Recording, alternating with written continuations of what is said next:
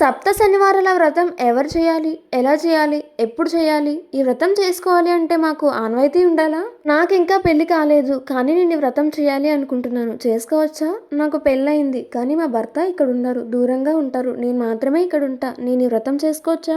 ఈ వ్రతం చేసుకున్న ప్రతి ఒక్కరు కూడా తిరుమల వెళ్ళాలి అంట కదా! ఒకవేళ మేము తిరుమల వెళ్ళలేకపోతే ఈ వ్రతం చేసుకోకూడదా? చాలా రోజుల నుంచి అనుకుంటున్నా ఇలా సప్త శనివారాల వ్రతం చేసుకోవాలి అని చెప్పి. కానీ ఎలా చేసుకోవాలి? ఎప్పుడు చేసుకోవాలో తెలియక ఆలోచిస్తున్నా. ఇలా మీలో చాలా మందికి డౌట్స్ ఉంటాయి కదా. మీరు కనుక ఈ వీడియో ఫుల్ వరకు చూస్తే మీకు సప్త శనివారాల వ్రతం మీద ఉన్న డౌట్స్ అన్ని కూడా క్లియర్ అయిపోతాయి. వీడియో లాస్ట్ వరకు చూడండి. ఈ వీడియోలో నేను స్వామివారికి కావాల్సిన పూజా సామాగ్రి దగ్గర నుంచి స్వామివారికి పెట్టే నైవేద్యం వరకు ప్రతి ఇన్ఫర్మేషన్ కూడా ఇస్తాను. వీడియో ఎక్కడ మిస్ అవ్వద్దు. మనం ఈ సప్త శనివారాల వ్రతం చేసుకోవడానికి మనకి మెయిన్ గా కావాల్సింది వెంకటేశ్వర స్వామి, లక్ష్మీదేవి కలిసి ఉన్న ఫోటో. కొన్ని ఫొటోస్ లో విఘ్నేశ్వరుడు కూడా ఉంటాడు. అలా విఘ్నేశ్వరుడు ఉన్న ఫోటో అయితే తీసుకోకూడదు. ఎందుకంటే మనం తులసిమాల వేసుకుంటాం కాబట్టి విఘ్నేశ్వరుడు ఉంటే తులసిమాల వేయడానికి పనికిరాదు. కాబట్టి లక్ష్మీదేవి, వెంకటేశ్వర స్వామి ఉన్న ఫోటోని మాత్రమే తీసుకోండి. అలానే మనం ఈ పూజలో స్వామివారికి వస్త్రమాల వేస్తాము. ఈ వస్త్రమాల ఏ పూజ స్టోర్స్ లో అయినా సరే దొరికేస్తుంది. అలానే స్వామివారి దగ్గర పసుపు గణపతిని పెట్టడానికి, తాంబూలం పెట్టడానికి, పిండి ప్రమిదల కింద పెట్టడానికి తమలపాకులు ఉపయోగపడతాయి. వీటితో పాటు ఒక 2 కొబ్బరికాయలు కూడా తెచ్చి పెట్టుకోండి. ఒక కొబ్బరికాయ వచ్చేసి కలసం మీద పెట్టడానికి, అలానే ఇంకొక కొబ్బరికాయ వచ్చేసి స్వామివారి దగ్గర నైవేద్యం కింద పెట్టడానికి. ఈ స్వామివారి పూజలో 2 కొబ్బరికాయలు అయితే అవసరం అవుతాయి. అలానే మనం స్వామివారికి పిండి దీపాలు నైవేద్యంగా పెడతాం కాబట్టి మనకి ఒత్తులు ఎక్కువగానే పడతాయి. ఈ ఒత్తులన్నీ కూడా ముందు రోజు నానబెట్టుకుని పెట్టుకోవాలి. అలానే మనకి ఈ 7 శనివారాల వ్రతం పుస్తకం అయితే కావాలి. మీ దగ్గరలో ఉన్న పూజ సామాగ్రి స్టోర్ లో దొరుకుతుంది ఈ పుస్తకం. ఒకవేళ మీకు ఈ స్వామివారి పుస్తకం దొరకలేదు అన్నట్లయితే కనుక మీరు ఫోన్ లో కూడా పెట్టుకొని వినవచ్చు స్వామివారి కథని. నేను ఇక్కడ స్వామివారికి నైవేద్యంలో పెట్టడానికి ఒక హస్తం అరటిపళ్ళు అయితే తీసుకొచ్చి పెట్టుకున్నాను ముందు రోజే. ఒకవేళ మీరు పెట్టాలి అనుకుంటే ముందు రోజు తీసుకొచ్చి పెట్టుకోండి. అలానే వీటితో పాటు బెల్లం స్వామివారికి పిండి దీపాల్లో వేస్తాము. అలానే ప్రసాదం చేసినప్పుడు కూడా వేస్తాం కదా, అందుకని ఇక్కడ బెల్లం కూడా చూపిస్తున్నాను. ఒకవేళ మీరు పిండి దీపాలు పెట్టము అనుకుంటే స్వామివారికి నైవేద్యంగా పెట్టడానికి ప్రసాదం చేస్తాం కదా, అందులోకి ఉపయోగపడుతుంది. ఇది వచ్చేసి జవ్వాదు. ఇది కూడా పూజా స్టోర్ లో దొరుకుతుంది. అలానే మనం నిత్య దీపారాధన చేసే పూజా సామాగ్రి అగరబత్తులు, హారతి బిళ్ళలు, సాంబ్రాణి కనికి ఇవన్నీ కూడా స్తోమతను బట్టి స్వామివారికి పెట్టాలి అనుకున్న నైవేద్యాలు అన్ని కూడా పెట్టచ్చు. నేను ఇక్కడ పళ్ళు అయితే తీసుకున్నాను. ఒక 2 ఆపిల్స్ అలానే ఒక 2 కమలకాయలు. అలానే మనకి ఏ పూజ అయినా సరే ముందుగా గుర్తొచ్చేది పువ్వులు. మనం స్వామివారిని మంచిగా అలంకరించుకోవడం కోసం ఈ పువ్వులు. అలానే స్వామివారికి ఎంతో ఇష్టమైన తులసిదళ మాల. మీకు వీలైతే ముందు రోజే ఇవన్నీ తెచ్చుకొని పెట్టుకోండి. అప్పుడు మీరు ఏది కూడా మర్చిపోకుండా ఉంటారు. స్వామివారికి ఎంతో ఇష్టమైన తులసిదళ మాల. వీటితో పాటు అరిటాకులు కూడా తెచ్చుకొని పెట్టుకోండి. నేను ఇక్కడ వీడియోలో చూపించడం మర్చిపోయాను. ఇది వచ్చేసి బియ్యం పిండి. మీరు స్వామివారికి పిండి దీపాలు పెట్టాలి అనుకుంటే కనుక మీరు ఇంట్లోనే స్వయంగా బియ్యం పిండి తయారు చేసుకోండి, బయట నుంచి తెచ్చింది కాకుండా. ఒక 3 జాకెట్ ముక్కలు, ఒకటి వచ్చేసి కలసం మీదకు, అలానే ఇంకొకటి వచ్చేసి పీట మీద వేసుకోవడానికి, ఇంకొకటి వచ్చేసి మనం ముడుపు కట్టుకుంటాం కదా దానికోసం. తెల్లది మాత్రం ముడుపు కట్టుకోవడానికి. ఒకవేళ మీరు ముడుపు కట్టుకుంటాము అంటే మాత్రమే తెల్లది తీసుకోండి. లేదు మేము ముడుపు కట్టము అనుకుంటే తెల్లది తీసుకోవద్దు, 2 జాకెట్ ముక్కలు మాత్రమే తీసుకోండి. అలానే స్వామివారికి ఎంతో ఇష్టమైన నల్ల నువ్వుల నూనె. లేదు మీకు దొరుకుతుంది అనుకుంటే కనుక ఆవు నెయ్యితో దీపం పెట్టండి, చాలా మంచిది. అలానే ఒక చెంబు, పంచపాత్ర. చెంబు వచ్చేసి కలసం పెట్టుకోవడానికి. మీరు కలసం పెట్టుకుంటాము అంటే కనుక చెంబు తీసుకోండి, లేదు అంటే పంచపాత్ర తీసుకుంటే సరిపోతుంది. అలానే మనం స్వామివారికి పూజలో వాడడానికి పసుపు, కుంకుమ, అక్షింతలు, గంధం ఇవన్నీ కూడా ఏర్పాటు చేసుకుని పెట్టుకోండి. మీ స్తోమతను బట్టి ఒకవేళ స్వామివారికి అలానే అమ్మవారికి మీరు బట్టలు పెట్టుకోవాలి అనుకుంటే కనుక అవి కూడా సిద్ధం చేసుకుని పెట్టుకోండి. నేను ఇక్కడైతే కావాల్సిన పూజ సామాగ్రి మొత్తం కూడా చూపించాను. ఇక్కడి ప్లేట్ ఒకటి తీసుకోండి కలసం పెట్టుకోవడం కోసం. నా దగ్గర ఇక్కడ ఉంది కాబట్టి చూపిస్తున్నాను. మీ దగ్గర ఉంటే తీసుకోవచ్చు, లేదంటే లేదు. బియ్యం వేసుకుని దానిపైన కలసం పెట్టుకుంటే సరిపోతుంది. ఇంట్లో నిత్యం పూజ చేయడానికి వాడే పూజా సామాగ్రి మొత్తం కూడా ఏర్పాటు చేసుకుని ముందు రోజు శుభ్రం చేసుకుని పెట్టుకోండి. ఇవేనండి పూజకు కావాల్సిన పూజా సామాగ్రి మొత్తం కూడా. ఈ పూజకు సంబంధించి ఎలాంటి డౌట్స్ ఉన్నా కూడా నాకు కింద కామెంట్ సెక్షన్ లో కామెంట్ చేయండి, నేను మీకు రిప్లై ఇస్తాను. ఇప్పుడు పూజ చేసుకునే విధానం అయితే చూద్దాము. ఒక పీట తీసుకొని దాని మీద పద్మ ముగ్గు అయితే వేసుకుని చుట్టూ కూడా బొట్లు అయితే పెట్టుకోండి. ఆ ముగ్గు పైన పసుపు, కుంకుమ, అక్షింతలు వేసిన తర్వాత జాకెట్ ముక్క, పసుపు రంగు జాకెట్ ముక్క తీసుకొని పీట పైన వేసుకోవాలి. అలానే మనం ముందుగా సిద్ధం చేసుకుని పెట్టుకున్న స్వామివారి ఫోటోకి గంధం, కుంకుమ బొట్లు అయితే పెట్టుకుని అలంకరించుకోండి. ముందుగా సిద్ధం చేసుకుని పెట్టుకున్న పీట పైన 3 గుప్పెట్లు బియ్యం పోసి మంచిగా సర్దుకోవాలి. పోసుకున్న బియ్యంపై కొంచెం పసుపు, కొంచెం కుంకుమ వేసిన తర్వాత స్వామివారి ఫోటోని పెట్టాలి. వెంకటేశ్వర స్వామికి చాలా ఇష్టమైన, ఎంతో ప్రీతికరమైన ఈ తులసిదళ మాలను మనం భక్తితో, ప్రేమతో వేస్తే స్వామివారు చాలా ఆనందిస్తారంట. ప్రత్యేకత ఉంది తులసి మాలకు. మాల వేసిన వెంటనే అక్కడక్కడ గంధం, కుంకుమ బొట్లతో అలంకరించుకోవాలి. గంధము, కుంకుమ బొట్లు పెట్టిన తర్వాత స్వామివారికి పువ్వులతో అలంకరించుకోవాలి. మీ దగ్గర ఏ పువ్వులు అందుబాటులో ఉంటాయో అదే పువ్వులతో స్వామివారిని అలంకరించుకోండి. ఈ పూజను మనం భక్తి శ్రద్ధలతో చేస్తే స్వామివారు చాలా ఆనందిస్తారు. పెట్టుకుంటారు. అలానే ఒక రాగి ప్లేట్ తీసుకొని అందులో 3 గుప్పెట్లు బియ్యం పోసి పసుపు కుంకుమ అక్షింతలు వేసి దానిపై తమలపాకు పెట్టుకొని తమలపాకుపై ఇత్తడి చెంబు పెట్టుకొని అది మొత్తం నిండేంత వరకు నీళ్లు పోసుకోవాలి. ఒకవేళ మీ దగ్గర ప్లేట్ లేకపోతే కనుక పీట పైన బియ్యం పోసి అక్షింతలు పసుపు కుంకుమ వేసి కలసం ఏర్పాటు చేసుకోవచ్చు. ఇత్తడి చెంబులో 1 రూపీ కాయిన్, పుష్పం, జవ్వాదు, కొన్ని తులసిదళ ఆకులు ఇవన్నీ కూడా వేసుకొని దానిపైన తమలపాకులు పెట్టుకొని కొబ్బరికాయ ఏర్పాటు చేసుకుని కలసం ఏర్పాటు చేసుకోవాలి. మనం ఏ వ్రతం చేసినా ఏ పూజ చేసినా ముందుగా మనకు గుర్తొచ్చేది పసుపు గణపయ్య. పసుపు గణపతిని కూడా చేసుకుని తమలపాకులో పెట్టుకుని తాంబూలం అయితే పెట్టుకోవాలి. మనం స్వామివారికి తీర్థం ఇవ్వాలి కదా, అందుకోసం పంచపాత్ర తీసుకుని దాని నిండా నీళ్లు పోసుకొని కొన్ని తులసిదళ ఆకులు, 2 యాలికలు, చిన్న చిటికడు పచ్చకర్పూరం వేసుకుంటే స్వామివారికి తీర్థం రెడీ అయిపోయింది. ఇలా స్వామివారికి ప్రసాదంగా చేసిన తీర్థాన్ని బాగా కలుపుకొని పక్కన పెట్టుకోవాలి. ఇప్పుడు ఒక గ్లాస్ నిండా నీళ్లు తీసుకొని అందులో ఒక స్పూన్ వేసుకొని రెండింటిని కూడా పక్కన పెట్టుకోవాలి. కట్టుకుంటాము అనుకున్న వాళ్ళందరూ కూడా నేను చెప్పిన విధంగా కట్టుకొని స్వామివారి దగ్గర పెట్టాలి. ఏర్పాటు చేసుకున్న పీఠం పైన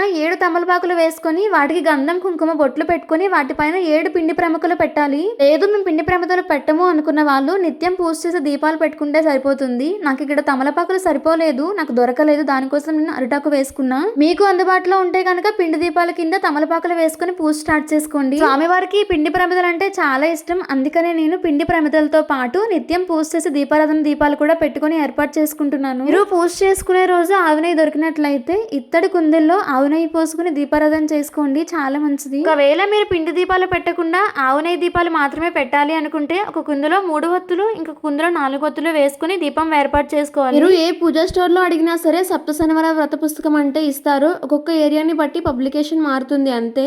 మనకి ఎవరికైనా సరే సప్త శనివార వ్రతం అనేది ఒకేలా ఉంటుంది. మాకు తెలుగు చదవటం వచ్చు, ఎలాంటి అక్షర దోషం లేకుండా చదవగలం అనుకుంటే మీరు ఇలాగ పుస్తకం తెచ్చుకొని మీరు ఆ పుస్తకంలోని ఉన్నట్టు చదువుతూ పూజ చేసుకోవచ్చు. లేదు ఒకవేళ మాకు రాదు అనుకుంటే ఇక నేను చెప్తున్న విధంగా చూపిస్తున్న విధంగా చేసుకోండి. పూజ మొదలు పెట్టే ముందు దీపారాధన చేసుకోవాలి. ముందుగా మనసులో విఘ్నేశ్వరునికి నమస్కారం చేసుకోండి. ఆ తర్వాత మనం ఒక గ్లాస్ లో నీళ్లు పెట్టుకున్నాం కదా, పంచపాత్ర కాకుండా, అందులోవి ఒక స్పూన్ నీరు చేతిలో వేసుకొని కడిగేసుకోండి. వీడియోలో కొన్ని క్లిప్స్ మిస్ అయ్యాయి, కానీ నేను చెప్పిన విధంగా చేస్తే సరిపోతుంది. ఇప్పుడు 3 సార్లు త్రాగాలి. ఓం కేశవాయ నమః, ఓం నారాయణాయ నమః, ఓం మాధవాయ నమః, ఓం గోవిందాయ నమః, ఓం విష్ణువే నమః, ఓం త్రివిక్రమాయ నమః, ఓం వామనాయ నమః, ఓం శ్రీధరాయ నమః, ఓం ఋషికేశాయ నమః, ఓం పద్మనాభాయ నమః, ఓం దామోదరాయ నమః, ఓం సంకర్షాయ నమః, ఓం వాసుదేవాయ నమః, ఓం పృథ్వీనాయ నమః, ఓం అనిరుద్ధాయ నమః, ఓం పురుషోత్తమాయ నమః, ఓం అధ్యక్షజాయ నమః, ఓం నారసింహాయ నమః, ఓం అచ్యుతాయ నమః, ఓం జనార్దనాయ నమః, ఓం ఉపేంద్రాయ నమః,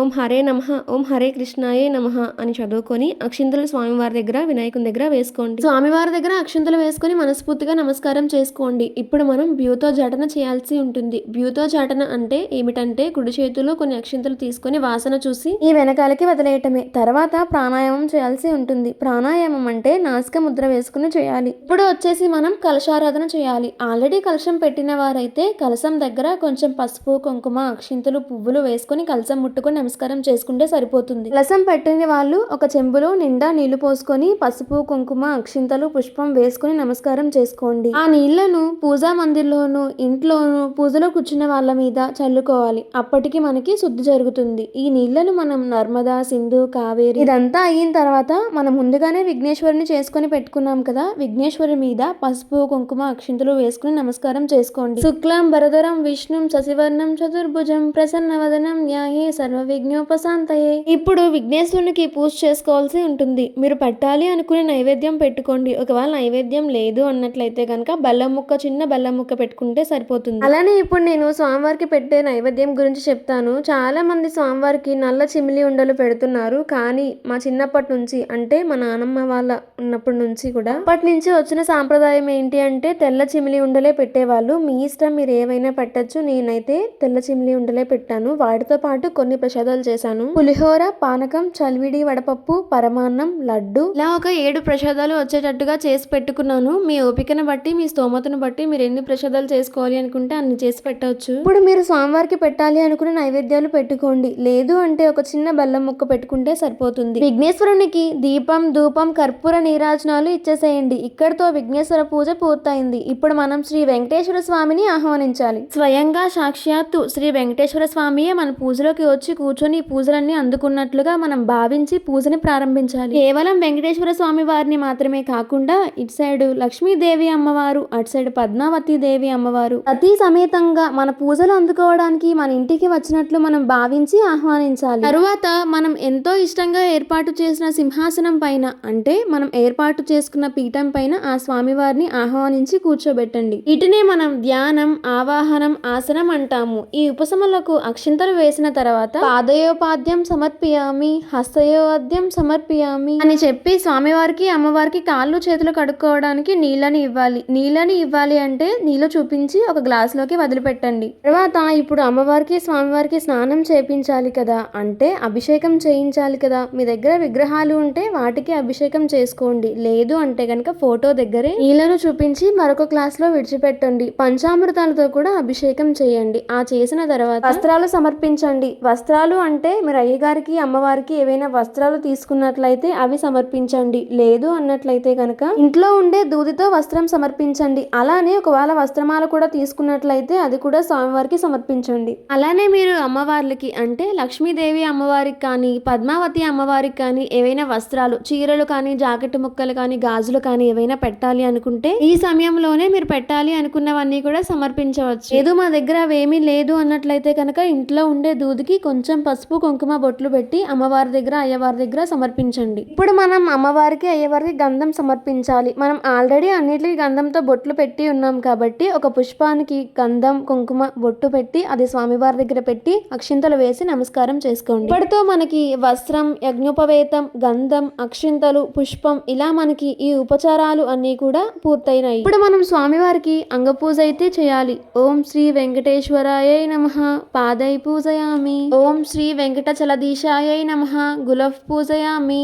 ఓం శ్రీ ప్రదాయకాయ నమః జంగే పూజయామి. ఓం పద్మావతి పతియై నమః జానుని పూజయామి.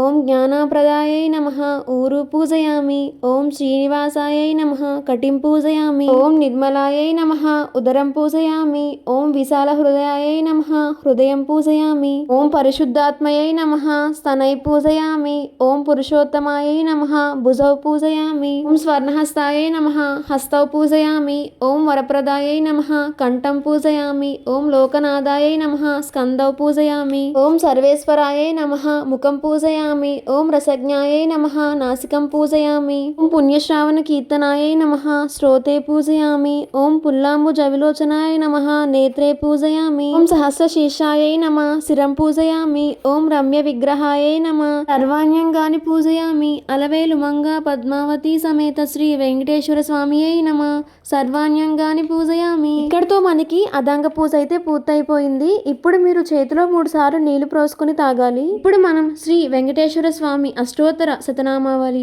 శ్రీ లక్ష్మీ అష్టోత్తర శతనామావళి, శ్రీ పద్మావతి అష్టోత్తర శతనామావళి చదువుకోవాల్సి ఉంటుంది. మనం ఇలా అష్టోత్తరాలు చదువుకున్నప్పుడు విగ్రహం దగ్గర కానీ ఫోటో దగ్గర కానీ కుంకుమతో కానీ పచ్చకర్పూరంతో కానీ చేసుకుంటూ చదువుకోవచ్చు. అష్టోత్తరాలు చేసిన కుంకుమ కానీ లేదా పచ్చకర్పూరం కానీ ఒక డబ్బాలో వేసుకొని పూజా మందిర్లో కానీ బీరువాలో కానీ లేదా మనం నుదుటం పెట్టుకునే కుంకుమగా కానీ వాడవచ్చు. పచ్చకర్పూరాన్ని బీరువాలో ఉంచవచ్చు, లేదు అనుకుంటే మీరు ఎప్పుడైనా ప్రసాదాలు చేసినట్లయితే అందులోకి ఉపయోగించవచ్చు. ఇలా అష్టోత్తర శతనామావళి మొత్తం పూర్తయిన తర్వాత మనం స్వామివారికి అమ్మవార్లకి ధూపం దీపం నైవేద్యం సమర్పయామి చేయాల్సి ఉంటుంది. ముందుగా మీరు స్వామివారికి అగరబత్తులతో అయితే 7 అగరబత్తులు లేదు అంటే ఒక సాంబ్రాణి కనుక తీసుకొని ధూపం ఆగ్రపయామి అని ధూపాన్ని వెలిగించి చూపించండి. ధూపం అయిన అనంతరం మనం దీపం చూపించాల్సి ఉంటుంది. దీపం మనం ఆల్రెడీ వెలిగించుకున్నాం కాబట్టి శ్రీ లక్ష్మీ పద్మావతి సమేత శ్రీ వెంకటేశ్వర స్వామియే నమః అని అనుకొని మనం వెలిగించుకొని ఉన్న దీపాన్ని చూపిస్తే సరిపోతుంది. మీరు స్వామివారి దగ్గర అమ్మవారి దగ్గర వెలిగించిన ప్రతి దీపం దగ్గర కూడా పసుపు కుంకుమ అక్షింతలు పుష్పం ఉండేలా చూసుకోండి. అలానే ప్రసాదాలు మీ శక్తి కొలది ఎన్ని ప్రసాదాలు చేసినా అవి ఏవైనా సరే ముఖ్యంగా పెట్టవలసింది నువ్వుల చిమిలి. అవి కూడా 7 ఉండలు వచ్చేటట్లుగా చూసుకుని స్వామివారి దగ్గర సమర్పించుకోండి. ఇదంతా పూర్తయిన తర్వాత అయ్యగారికి అమ్మవార్లకి తాంబూలం సమర్పించాల్సి ఉంటుంది. తాంబూలం సమర్పించి పసుపు కుంకుమ అక్షింతలు పూలు వేసుకొని నమస్కారం చేసుకోండి. శ్రీ లక్ష్మీ పద్మావతి సమేత శ్రీ వెంకటేశ్వరాయ నమః దీపం ధూపం నైవేద్యం సమర్పయామి అని అనుకుని పుష్పంతో కానీ తమలపాకుతో కానీ కొన్ని నీళ్లు నైవేద్యం పైన దీపాల మీద మొత్తం అన్నిటి మీద చల్లుకొని స్వామివారికి చూపించి నమస్కారం చేసుకోండి. మీరు స్వామివారికి అమ్మవార్లకు కూడా నైవేద్యం చూపించిన తర్వాత తాంబూలం అయితే ఇవ్వాల్సి ఉంటుంది. శ్రీ లక్ష్మీ పద్మావతి సమేత శ్రీ వెంకటేశ్వర స్వామియే నమః అని అనుకున్న తర్వాత కర్పూర మంగళ నీరాజనాన్ని కూడా ఇవ్వండి. మీరు ఇక్కడ హారతి పాటలు ఏమైనా వస్తే పాడండి. శ్రీయకాంతాయ కళ్యాణ నిధే నిదదే దినం శ్రీ వెంకట నివాసాయ శ్రీనివాసాయ మంగళం శ్రీ లక్ష్మీ పద్మావతి సమేత శ్రీ వెంకటేశ్వర స్వామియే నమః.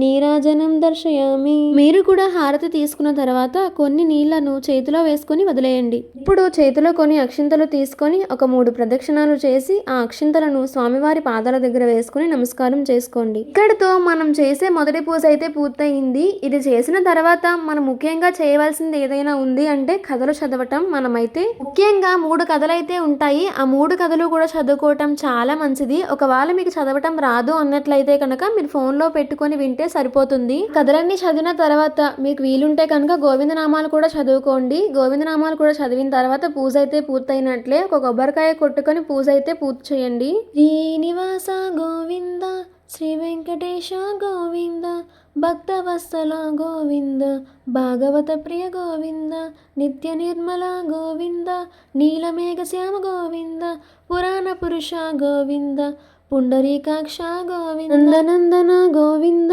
నవనీత చోర గోవింద పశుపాలక శ్రీ గోవింద పాప విమోచన గోవింద దుష్ట సంహారణ గోవింద దురతి నివారణ గోవింద శిష్ట పరిపాలక గోవింద కష్ట నివారక గోవింద వజ్రమకుటధర గోవింద వరాహమూర్తి గోవింద గోపీజనలోల గోవింద గోవర్ధనోదర గోవింద దశరథ నందన గోవింద దశముఖమర్దన గోవింద పక్షివాహన గోవింద పాండవ ప్రియ గోవింద మృత్యుకూర్మ గోవింద మధుసూదన హరి గోవింద వరహ నరసింహ గోవింద వామన భృగురామ గోవింద బలరామానుజ గోవింద బౌద్ధ కల్కి గోవింద వేణుగాన ప్రియ గోవింద వెంకటరమణ గోవింద సీతానాయక గోవింద శ్రీధర జనపాలక గోవింద దరిద్రజన శోషక గోవింద ధర్మ సంస్థాపక గోవింద అనాథ రక్షక గోవింద ఆపద్బాంధవ గోవింద శ్రీనివాస గోవింద శ్రీ వెంకటేశ గోవింద గోవింద హరి గోవింద గోకులనందన గోవింద. 3 కథలు చదివిన తర్వాత మీకు ఓపిక ఉంటే గోవిందనామాలు కూడా చదువుకోండి, చాలా మంచిది. ఇదేనండి ఇక్కడితో పూర్తయింది. లాస్ట్లో ఒక కొబ్బరికాయ కొట్టుకొని స్వామివారి దగ్గర పెట్టి స్వామివారి పాదాల దగ్గర ఉన్న అక్షింతల్ని మీ తల మీద వేసుకుని నమస్కారం చేసుకోవచ్చు. ఉదయం సమయంలో పూజ చేసుకోవాలి అనుకునే వాళ్ళైతే సూర్యోదయానికంటే ముందే పూజ పూర్తయ్యేలా చూసుకోండి. లేదు మాకు అవ్వలేదు అంటే కనీసం 10 గంటల లోపైన పూజ అయ్యేలా పూర్తి చేసుకోండి. మరీ మధ్యాహ్నం 12, 1 గంట, 2 ఆ టైం వరకు అయితే ఉండద్దు. లేదు మాకు ఉదయం 10 లోపు అవ్వలేదు అనుకుంటే సాయంత్రం సమయంలో చేసుకోండి 6 దాటిన తర్వాత. ఇలా సప్త శనివారాల వ్రతం ఒకటి ఉంటుంది అని నాకు తెలిసిన దగ్గర నుంచి అనుకుంటున్నా చేసుకోవాలి అని చెప్పి చాలా రోజులు పట్టింది. ఫైనల్లీ ఇప్పుడైతే చేసుకున్నా. ఇలా వ్రతం చేసుకోవాలి అనుకున్న వాళ్ళకి చాలా డౌట్స్ ఉంటాయి, అవన్నీ ఇప్పుడు క్లియర్ చేస్తాను. ఈ సప్త శనివారాల వ్రతం అనేది ఎప్పుడు స్టార్ట్ చేయాలి అని చెప్పి చాలా మందికి డౌటే ఉంటుంది. మీరు ఎప్పుడైనా స్టార్ట్ చేయొచ్చు, శనివారం అయి ఉంటే సరిపోతుంది. మరి సప్త శనివారాల వ్రతం అని చెప్పి అంటున్నారు, కానీ 8 వారాలు చేయాలంట కదా, వడ్డీ కాసుల వాడు కదా వెంకటేశ్వరుడు అని చెప్పి మీలో డౌట్ రావచ్చు. అవును, వెంకటేశ్వరుడు వడ్డీ కాసుల వాడే. మనం 7 వారాల వ్రతం చేసిన తర్వాత వడ్డీగా వెంకటేశ్వరునికి 1 వారం ఎక్స్ట్రాగా చేయాలి. లేదు మేము 7 వారాలే చేస్తాము అని చెప్పి అన్నట్లయితే కనుక అది మీ ఇష్టం. ఇన్ని వారాలు అంటే 7 వారాలు చేసిన వాళ్ళం 1 వారం ఎక్స్ట్రా చేయలేమా అండి? నేను పూజ వీడియో మొత్తం కూడా మీకు క్లియర్ గా ఎక్స్ప్లెయిన్ చేసి చూపించాను అని చెప్పి అనుకుంటున్నాను. మీకు ఏమైనా డౌట్స్ ఉంటే కామెంట్ సెక్షన్ లో కామెంట్ చేయండి. అలానే ఈ పూజలో మీకు ఒక డౌట్ అయితే రావచ్చు, కలసం కింద పోసిన బియ్యం ఏం చేయాలి అని చెప్పి. ఈరోజు శనివారం కదా, అంటే ఈరోజు శనివారం పూజ చేసుకుంటాం కాబట్టి ఈరోజు సాయంత్రం కూడా అంటే ఉదయం పూజ చేసుకున్న వాళ్ళైతే సాయంత్రం కూడా ఒకసారి దీపారాధన చేసుకోవాలి. పిండి ప్రముఖలు ఏమి పెట్టవలసిన అవసరం లేదు. మనం నిత్య దీపారాధన ఎలా చేసుకుంటామో అలా చేసుకుంటే సరిపోతుంది. దీపం, ధూపం, నైవేద్యం, అలా నైవేద్యం ఏవైనా మార్నింగ్ పెట్టడానికి అవ్వకపోతే వాళ్ళు ఈవినింగ్ చేసుకుని పెట్టుకోవచ్చు. పూజ మొత్తం పూర్తయిన తర్వాత ఆదివారం మరుసటి రోజు ఆదివారం ఉదయం స్వామివారి ఫోటోని కదిపి అలాగే కలసానికి కూడా కదిపి యథాస్థానం పునరాగమాయేచ అని చెప్పి మనసులో అనుకుని నమస్కారం చేసుకొని, అంటే యథాస్థానానికి మిమ్మల్ని పంపిస్తున్నాను అని చెప్పి మనసులో అనుకుని నమస్కారం చేసుకుని స్వామివారి ఫోటో కింద ఉన్న బియ్యం, కలసం కింద ఉన్న బియ్యం మీరు వండేసుకోవచ్చు ఆ రోజు. లేదు అన్నట్లయితే కనుక మీరు ప్రసాదం కింద కూడా సోమవారం నిత్య నిత్య దీపారాధన చేసుకొని ఆ ప్రసాదాన్ని స్వామివారి దగ్గర నైవేద్యంగా పెట్టి మీరు కూడా తినవచ్చు. ఒకవేళ నా వీడియోని ఎవరైనా పెద్దవాళ్ళు చూస్తున్నట్లయితే కనుక తప్పు చెప్పి ఉంటే క్షమించండి. నేను చేసిన పూజా విధానం కానీ లేదా ఇందులో ఏదైనా తప్పు ఉంటే కనుక నా కామెంట్స్ లో చెప్పండి. నేను వచ్చే వారానికి సరిదిద్దుకొని పూజ చేసుకుంటాను. నేను సరి చేసుకోవడంతో పాటు నా వీడియో చూసే వాళ్ళకు కూడా నేను ఎక్స్ప్లెయిన్ చేసి వాళ్ళకు కూడా ఉపయోగపడేలా చేస్తాను. పూజ చేయాలి అనుకునే వాళ్ళు భక్తి శ్రద్ధలతో చేయండి. ఎందుకంటే చాలా మంది ఎలా చేస్తారంటే నేను 2 వారాలు చేశాను ఇంకా నా కోరిక నెరవేరలేదు, నేను 3 వారాలు చేశాను ఇంకా నా కోరిక నెరవేరలేదు, ఇలా మాత్రం చెయ్యొద్దు. వెంకటేశ్వర స్వామి వారి మీద నమ్మకంతో భక్తి శ్రద్ధలతో పూజ చేసి చూడండి, తప్పకుండా మీ కోరిక నెరవేరుతుంది. మేము ముడుపు కట్టుకున్నాము, ఆ ముడుపుని ఏం చేయాలి అని చెప్పి చాలా మందికి డౌట్ ఉంటుంది. మీకు వీలైతే కనుక తిరుపతి కానీ చిన్న తిరుపతి కానీ వెళ్ళి హుండీలో దేవుని హుండీలో వేసి దండం పెట్టుకుని వచ్చేసేయండి. ఎప్పుడు వెళ్తామో తెలియదు, అప్పుడు తీసుకువెళ్తాము అనుకుంటే దాన్ని దాచిపెట్టుకోండి. లేదు మేము అసలు వెళ్ళటానికే అవ్వదు అనుకునే వాళ్ళు మీ దగ్గరలో ఉన్న వెంకటేశ్వర స్వామి టెంపుల్ కి వెళ్ళి హుండీలో వేసి దండం పెట్టుకుని దర్శనం చేసుకుని వచ్చేయచ్చు. నాకు తెలిసి ఈ వీడియోలో అన్ని డౌట్స్ కూడా క్లియర్ చేశాను అనుకుంటున్నాను. మీకు ఏమైనా డౌట్స్ ఉంటే కనుక తప్పకుండా కామెంట్ సెక్షన్ లో కామెంట్ చేయండి, నేను మీకు రిప్లై ఇస్తాను. లేదు అంటే మరొక వీడియో చేయడానికి ట్రై చేస్తాను. నేను చేసిన ఈ వీడియో మీకు ఇన్ఫర్మేటివ్ గా అనిపిస్తే కనుక నా వీడియోకి ఒక లైక్ చేసి ఛానల్ ని సబ్స్క్రైబ్ చేసుకుని బెల్ ఐకాన్ కూడా ఆన్ చేసుకోండి. ఇంకా ఇలాంటి మరెన్నో మంచి వీడియోస్ మన ఛానల్లోకి తీసుకొస్తాను. ఈ వీడియో షూట్ చేసి ఎడిటింగ్ చేసి పోస్ట్ చేయడానికి చాలా టైమే పట్టింది. నా కష్టానికి ఒక చిన్న లైక్ ఇవ్వండి ప్లీజ్. లైక్ ఇచ్చిన తర్వాత హైప్ దిస్ వీడియో ఉంటుంది, హైప్ కూడా ఇవ్వడం మర్చిపోకండి.